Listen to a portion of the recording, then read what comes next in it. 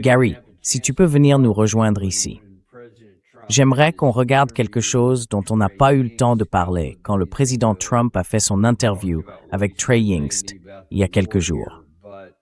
On avait surtout parlé de ce qu'il disait à propos de la guerre ici. Mais Gary, il y a une chose qu'il a dite, et Trey Yingst lui a posé la question.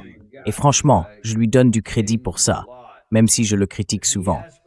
Il a posé une question difficile.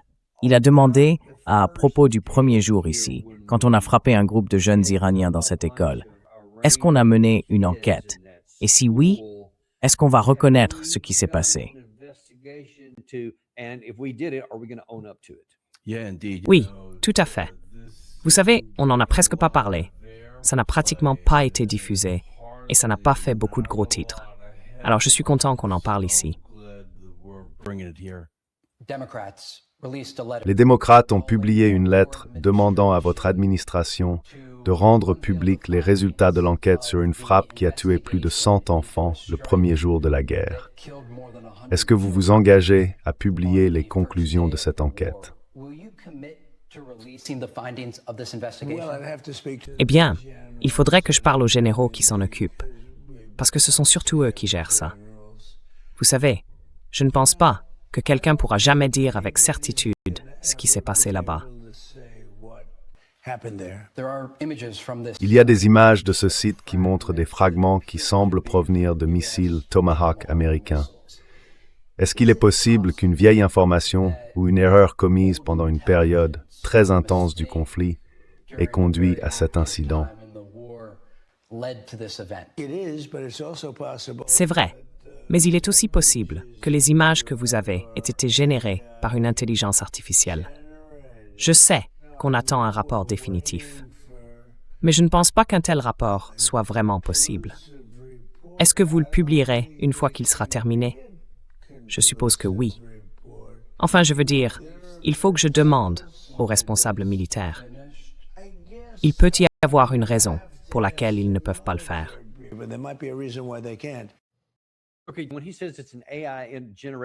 D'accord. Quand il dit que c'est une information générée par l'intelligence artificielle, il faut se rappeler que, quand cette guerre a commencé, certaines des premières rumeurs parlaient bien sûr de l'assassinat de leur guide suprême, Ali Khamenei. Et puis il y a eu cette frappe-là. Plusieurs cibles du corps des gardiens de la Révolution ont été touchées. Tout ça faisait partie de notre première salve. L'idée que ce bâtiment, au milieu de tous les autres qu'on a frappés. Et il y a des vidéos qui montrent clairement ce qui ressemble à un missile de croisière Tomahawk touchant l'école. Donc c'est pas comme si on se fiait simplement à la parole de quelqu'un. Et quand on regarde les images qui ont suivi, il est impensable que qui que ce soit d'autre que les États-Unis ait lancé ce missile, parce qu'il n'y avait pas encore de guerre à ce moment-là. C'était le tout premier tir. Qu'est-ce que tu en penses, Gary? Oh, Danny,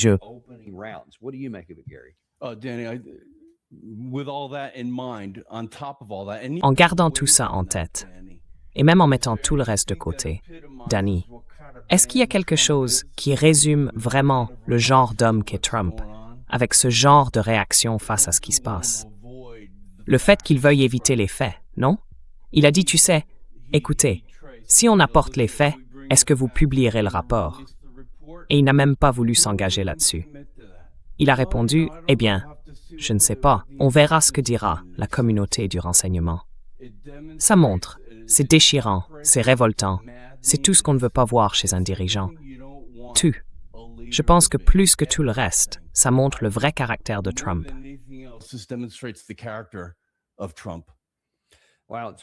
Eh bien, difficile de contester ça. Et vous savez, parfois des choses terribles arrivent pendant la guerre, par erreur.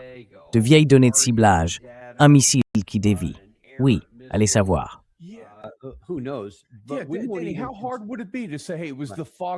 À quel point ce serait difficile de dire que c'était le brouillard de la guerre? C'est horrible, c'est atroce. Mais bon sang, il faut qu'on découvre la vérité, qu'on sache ce qui s'est vraiment passé. Et ensuite, il faut s'excuser, tu vois, se mettre à genoux et reconnaître à quel point c'était terrible. Ce serait si difficile pour lui. Et puis, d'une certaine manière, sur le plan du caractère, ce serait presque héroïque d'avoir le courage d'avouer ça. Mais il n'oserait jamais faire un pas dans cette direction.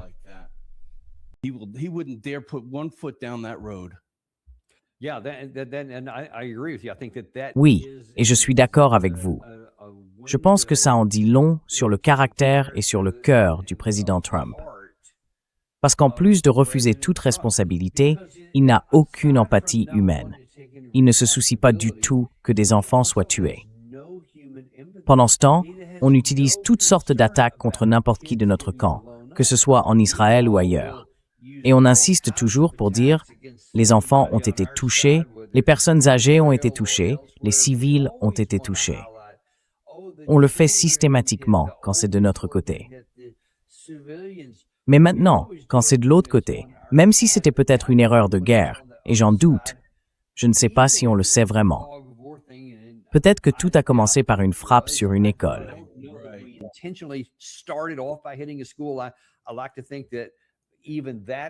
J'aime à penser que même ça, c'est une limite que les Américains qui ont établi la liste des cibles n'auraient pas franchie. Et ça ne vient pas de la Maison-Blanche. Donc j'imagine que c'était probablement une erreur. Mais il faut le dire, ça nous attriste profondément. Notre problème, c'est le gouvernement de Téhéran. Notre problème, c'est le corps des gardiens de la révolution. Peu importe. C'est une erreur terrible. On fera tout ce qu'on peut pour que ça ne se reproduise pas, puis on passera à autre chose. L'affaire aurait été oubliée depuis longtemps, ou du moins par beaucoup de gens. Pas par le peuple iranien, bien sûr. Eux, ils n'auraient jamais oublié. Et maintenant, c'est encore plus certain. Mais en agissant ainsi, en laissant cette histoire revenir sans cesse, en essayant de la dissimuler, on donne une très mauvaise image de nous, même auprès de nos alliés.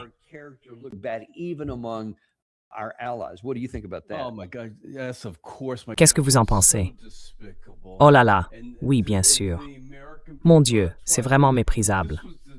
Et le peuple américain, c'est pour ça, je pense, que ça n'a pas eu beaucoup d'écho. C'est pour ça que je suis tellement contente qu'on en parle.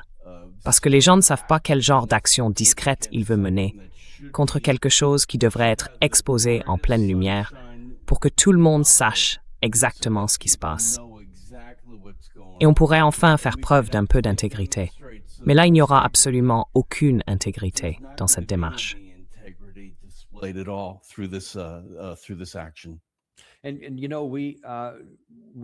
Et vous savez, on a de bonnes chances. On va suivre notre chaîne dans un instant, mais demain matin, vers 8 heures, on aura sans doute une interview avec Suleiman Ahmed. Il vient tout juste d'interviewer Bagay, le porte-parole du ministère des Affaires étrangères en Iran. Hier, en fait. Une interview incroyable. J'ai vraiment hâte de lui parler et de partager certaines de ses analyses sur ce qu'il a appris pendant cet entretien.